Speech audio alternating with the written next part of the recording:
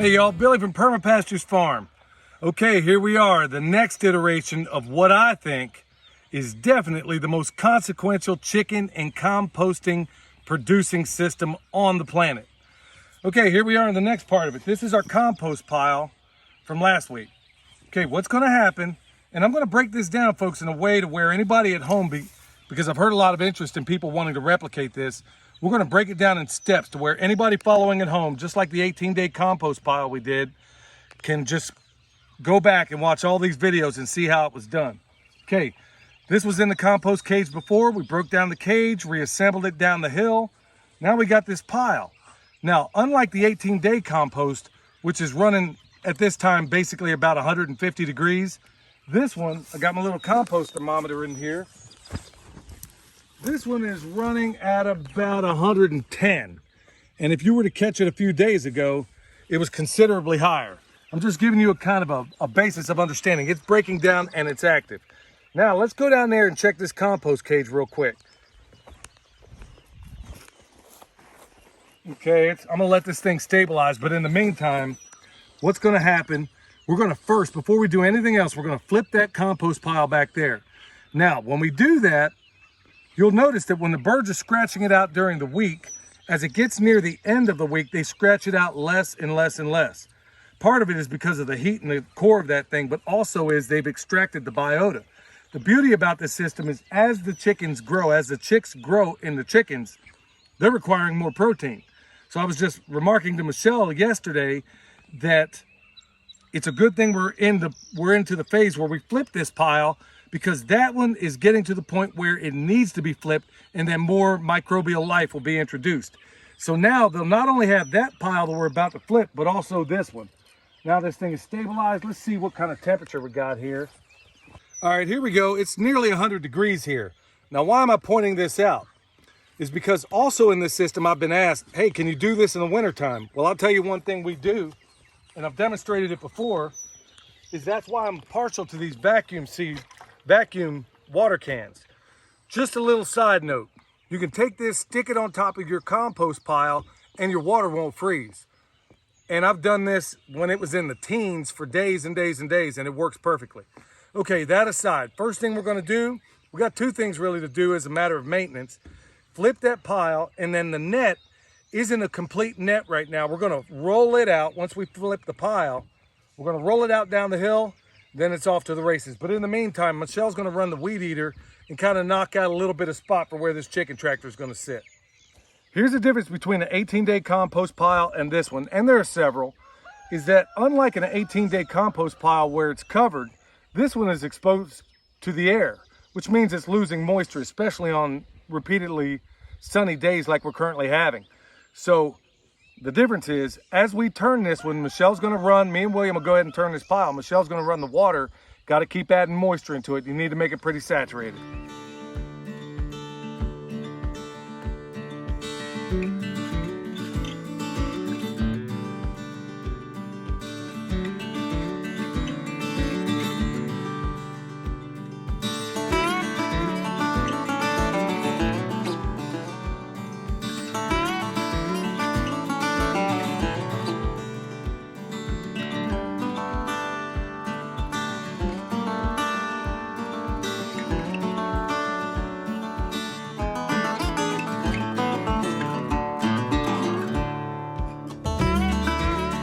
All right, first pile is flipped.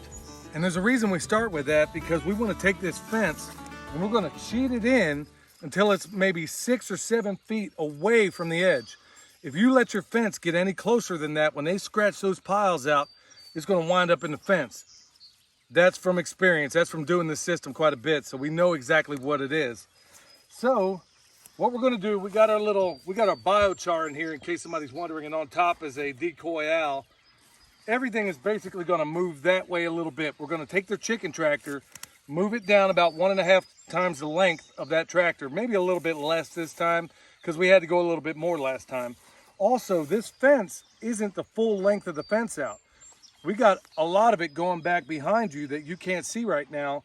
So we're going to straighten out. Remember, we kept the footprints small. As they gotten bigger and as the system gets bigger, the fence gets bigger. Now they've graduated to the entire fence. So that's what we're gonna do. Bring this in, stretch out the fence. Michelle's gonna weed eat down there. We'll be off and running.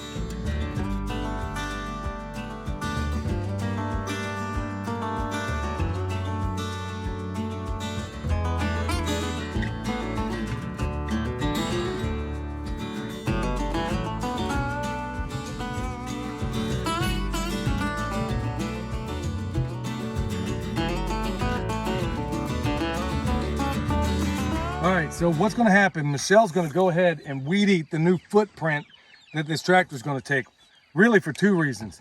Because at the end of the day, when these chicks are small, they will hide in that tall grass and they won't go to the exit. So you wanna get that part down pretty low. That's a big reason. And then we'll go ahead, remember, little chicks especially don't like really high grass, so we'll just bring that down around the edges and they'll work their way to it. So essentially, this net won't have to move unless we wanted to for the next couple of weeks. So just to reiterate, this is gonna go down here. We're gonna reassemble their cage down along with it, and we're gonna flip the next pile that's in the cage. All right, so that area is weed eated down low. Now folks, let me also say, typically the pile, you want it to go directly downhill. But because of our topography here, you can't necessarily see it from your perspective. There's a giant ledge here. And if I were to take this and put it right here on the ledge, it's just gonna be a nightmare. So all we did was kind of open up the sides a little bit because they got way more than they need. And instead of taking this pile and going this way, we're just gonna kick it off to the side where half the footprint is gonna be where it was. That's completely fine. It's okay, these piles are gonna intermingle to some extent, but it's okay. We're gonna take this, move it here, this thing's gonna move down and keep on trucking. Those are the adjustments you have to make when you're in a different, when you're in rough terrain. So here we go.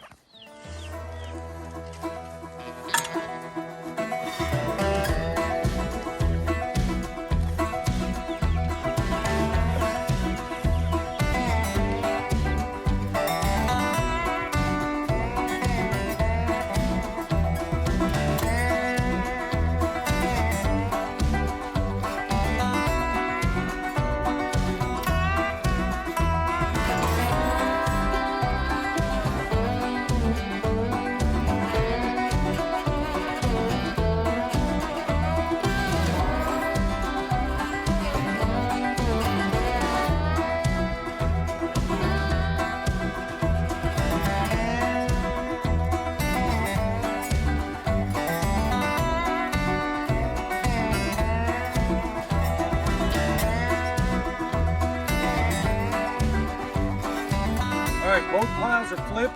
We're gonna take the bedding out of here and put it in there, but we're gonna do a little bit of an experiment. Let's just see. They're gonna probably go up here and say, hey, I don't see my regular food. Watch where they go.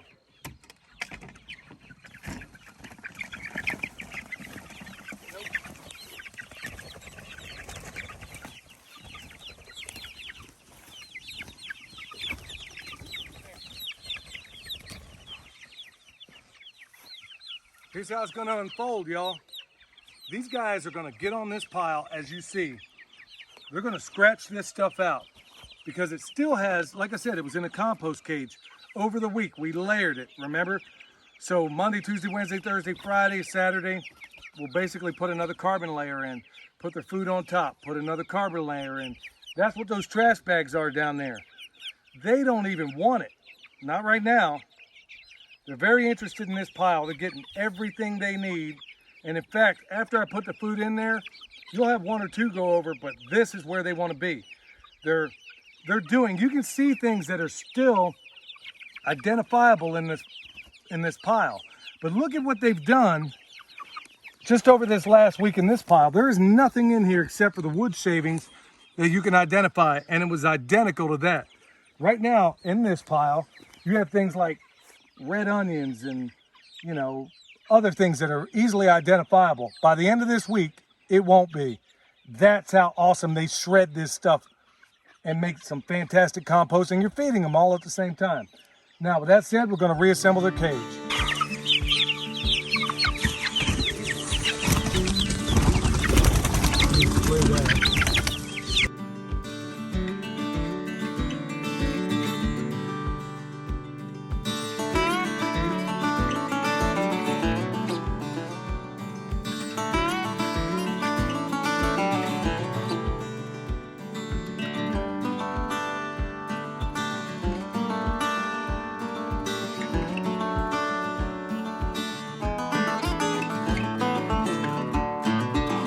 right, y'all, that's a wrap. Now, does it take a little bit of time? Absolutely, but this only happens once a week. And think about it, in terms of a compost pile, folks, in this system, you're only turning those piles 4 times in a month, and then you have compost, whereas in an 18-day, you're doing it, it could be as many as 9 times. Now, check out what you see here. Let me just point this out. You got beans, rice, tortilla chips, even some comfrey over there. You got 3 birds out of 40 that find this interesting right now. You see my point here? The rest of them are over there decimating those piles, and we just filed right back up. Now, another point to point out also in this system, what are the downsides? Well, number one, in terms of work, is that it does require significantly more work. But you know what? It ain't costing me a dime. I got more time than money these days, and I'm sure many of you do too as well. Additionally, in this system, you are going to use a fair amount of water. And once again, for those of you out there that are on chlorinated, fluoridated water, you don't want to be using that in this system because it's not going to help you any. It's only going to make it, it's going to take you the other direction. So it does use a lot of water because unlike an 18-day pile, you're putting water in these piles every single time you flip it. And then also, I want to reiterate that right now, this compost cage is relatively small. We took the bedding out of there, put it down, put some more carbon that we got out of the barn. It was just useless stuff. That was what was in those trash bags. And for those of you on board right now, keep in mind what's going to happen is what you see these birds doing. We're going to put down, we got a little bit of comfrey, we got a little bit of nitrogen, right? As they come in here and eat, they're also going to poop, just like they are in that pile. So it creates another nitrogen layer. Then tomorrow morning, we'll go ahead and add more carbon. Then they'll poop on it, so on and so forth. You get the process. That's what we found out, that in Jeff Lawton's system where he would take manure, cow manure, and stick it down, we don't have that component. And so through experimentation, we figured out the best way to go about this is to layer it all the way up until about Thursday or Friday. And then we just stick their food on there. And by tonight, folks, this thing will be hot enough, warm enough to keep that waterer from freezing if I were in such a situation. So downsides are, it does require a great deal of labor, also a great deal of water. The upsides are, I'm raising compost that I put my hands on only 4 times, and I'm raising meat birds, or these are dual purpose birds. The first time I did this, I raised all these birds in this system, and they were all layers. We had 3 different tractors, and we were getting 100 eggs a day for free. Well, not entirely for free, using my labor, but I think you get the point. So folks, it's an impeccable system. It's an astonishing system in what you're able to do with it. And in these times where we see rising inflation and all these other things, folks, raising regular meat birds, you're not saving any money. And now you're probably finding out if you're doing it the conventional way or even the homesteader way, you're still not saving any money. It's almost starting to see that pendulum get to the point where people are going to find it least or less expensive to go buy this meat in the store. This way, inflation, taxes, none of that is bothering me right now because all these birds are getting fat for free. And when we're all done and you see the numbers on it, you're going to be blown away. So remember, subscribe, tell your friends about us, hit that notification bell, tell everybody about what we are doing because this is an astonishing system that can feed the entire world, folks. So until next time, this is Billy, the Permaculture Pimp Daddy, where PIMP stands for permaculture is my passion. And this is the reason why. We'll see you next time.